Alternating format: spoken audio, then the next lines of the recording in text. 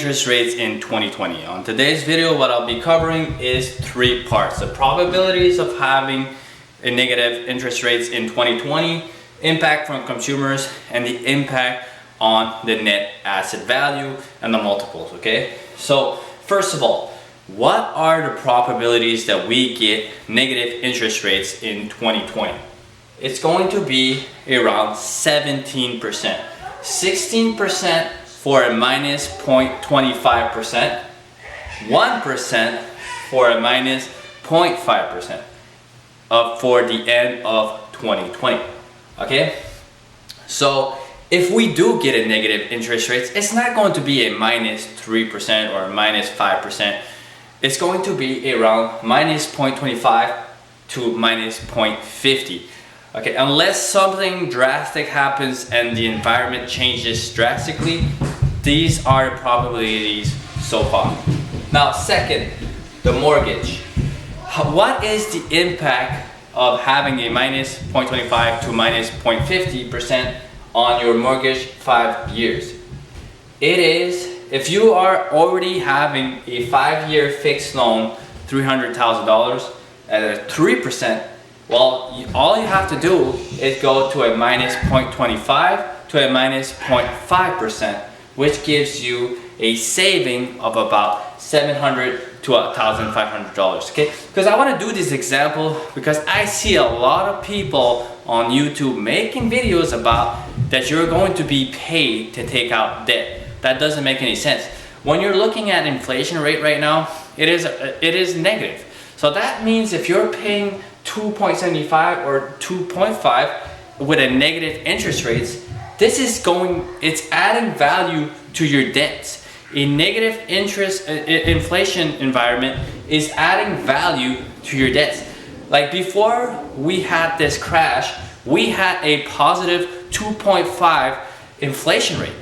That means if you had a 3% loan, right now it used to be 0.5% the cost, the real value of that interest, because if you take 3% minus 2.5% inflation rate and you bring it down to 0.5, and right now you're paying 2.5 and the inflation rate is negative and you're paying 2.7, you're essentially paying a lot more for the debt right now. That's why they're saying that they're going to pay you if you do take on debt. Essentially, it's because they're trying to reduce the cost, the real cost that it's costing you. Right now, since you're having these forbearance or whatever, you're not paying your mortgage, it's costing you a lot more, because one factor that people are always forgetting is to calculate inflation. And right now, inflation is negative. That means that the real cost of interest is higher right now. So banks are making real money.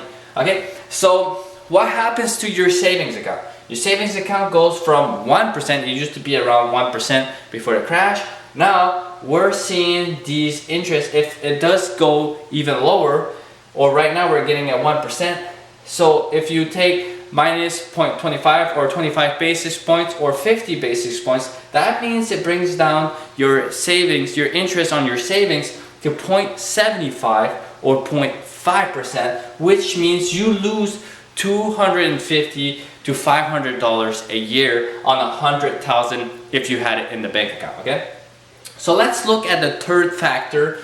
When we look at the net asset value yield, it should be equal to the WACC, the weighted average cost of capital, which is the cost of debt, the cost of capital that investors are willing to receive when investing in a business. If they see a lot of risk, they're going to ask a lot of more money to get returns. Okay, so what happens is that when the WACC goes down, yields goes down, and the multiples or the PE ratio, the price to earning ratio, multiples on assets increases, which creates or continue inflating these massive bubbles. Okay, so the reason why I wanted to do this video is because I see a lot of people on YouTube talking about you'll be like you're going to take on loans and you'll be being paid to take on loans. That's not true. Okay, right now debt is very expensive.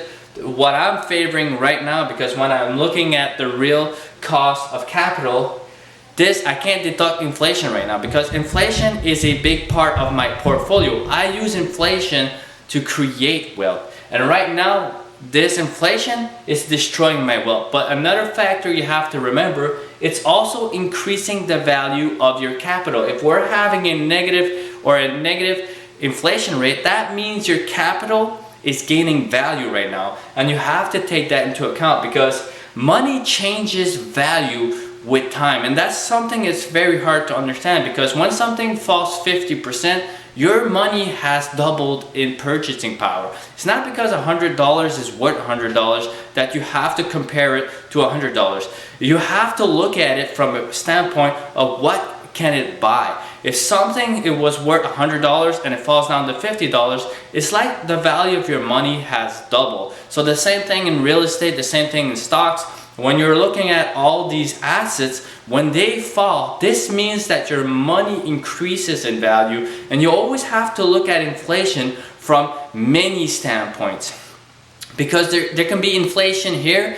It could say that there's no inflation, but in reality there is inflation, but it depends where you look because it could be in financial assets, it could be in the real economy, it can be in luxurious items. So you have to determine where your money is gaining value and where it's losing value so you can take the best decision to try to invest, okay? So if you like this kind of information, like, subscribe, and I'll be seeing you on the next video. Thank you.